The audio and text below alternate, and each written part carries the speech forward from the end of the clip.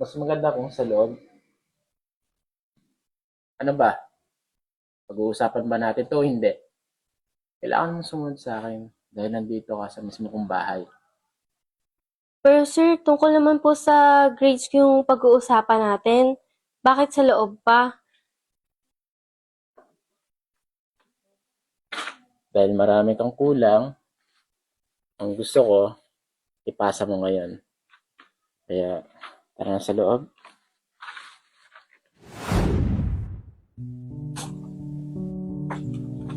Anak, bago ka umalis, may tatanong lang ako.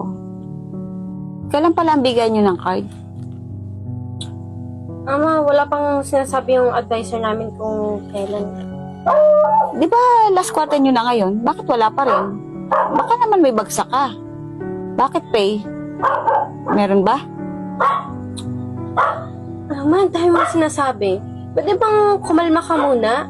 Hayaan mo. Pag binigay na ng teacher namin yung card namin, ipapakita ko agad sa inyo. Naku pay, pag nalaman ko may bagsak ka ha, sinasabi ko sa'yo. Patitigilin kita makipag-boyfriend. Nasabi ko sa'yo. Oo na, ma. Dahil pa akong gagawin eh. Nakisingit ka. Alis na muna ako.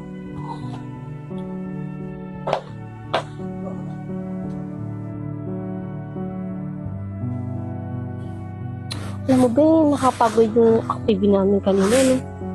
Oo nga eh, sinabi mo pa. Ay, shish ka. Ang dami mo daw bagsak kay Sir De Castro Ano nang gagawin mo nan? Tsaka sabi mo nung isang araw, patitigilin ka na ng mama mo makipag-boyfriend. Di yan. Akong bahala. Si Crystal nga eh. Nakitulog lang kay sir. Pumasa na agad. Huwag mo sabihin gagayahin mong ginawa ni Crystal. Ay, naku ka. Mamaya mapahama ka doon. Tsaka magkaiba kayo. Wala yung boyfriend, ikaw meron. Meron nga. Pero kung hindi mo naman sasabihin, hindi naman malalaman, di ba? Pero kung sasabihin naman kay mama o sa boyfriend ko, tabla-tabla na muna tayo ha. Ay nako, mas maganda kasi kausapin mo na lang kaysa makikitulog ka pa doon. Tsaka, iba na, alam mo naman nating iba yung takbo ng utak ni sir. Baka mamaya, hindi lang tulog ang gawin na sa'yo.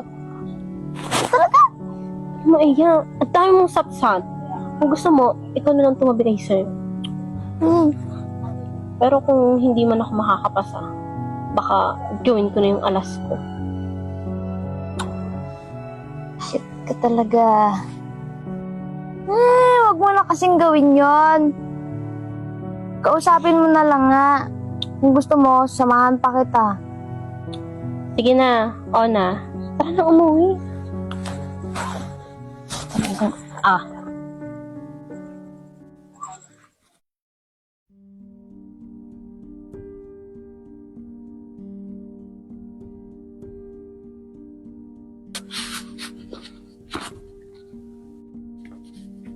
Tao po. Tao po. Tao po.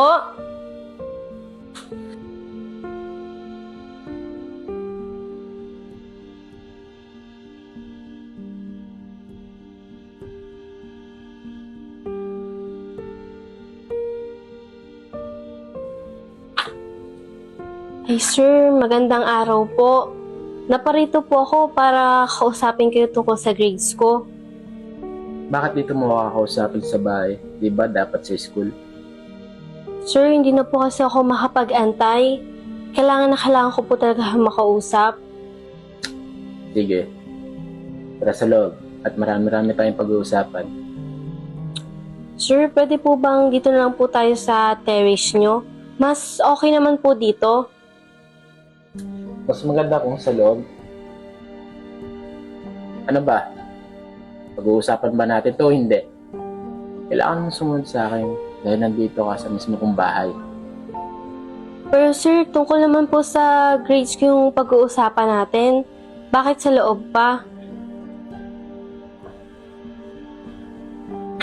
Dahil marami kang kulang, ang gusto ko, ipasa mo ngayon. Kaya, tara na sa loob.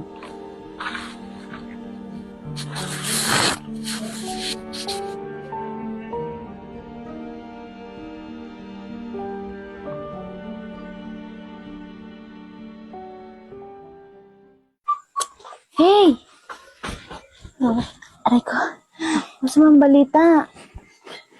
Si Crystal daw na buntis. Hindi naman namin sure kung si Sir Mark talaga yung may kagagawan. Nasa guidance nga sila ngayon eh. Tsaka, nga pala, kamusta yung pag-uusap niyo ni Sir? Anong nangyari? Masama yung nangyari. Pero kailangan ko lang kalimutan. Yung nangyari sa amin, hindi ko alam kung mabubuntis pa ako kung ano. Buntis ka? Han, nandito ka pala. Anong ginagawa mo rito? Huwag mo ibalik sa akin yung tanong, buntis ka ba o hindi? Hindi, Han. Hindi. Kilala natin lahat si Sir Mark. Kanina pa ako nakikinig sa usapan nyo. Paano mo naman ako nagawang lokohin ng ganito? Makakarating to kay tita. Han, please. Nagmamakaawa ko sa'yo. Sa akin, hindi ka naaawa. Alam mong may boyfriend ka. Tapos ganun ang gagawin mo sa akin. Ako na mismo magsasabi kay tita. Kasi sinasabi ko sa'yo eh. Ano ito?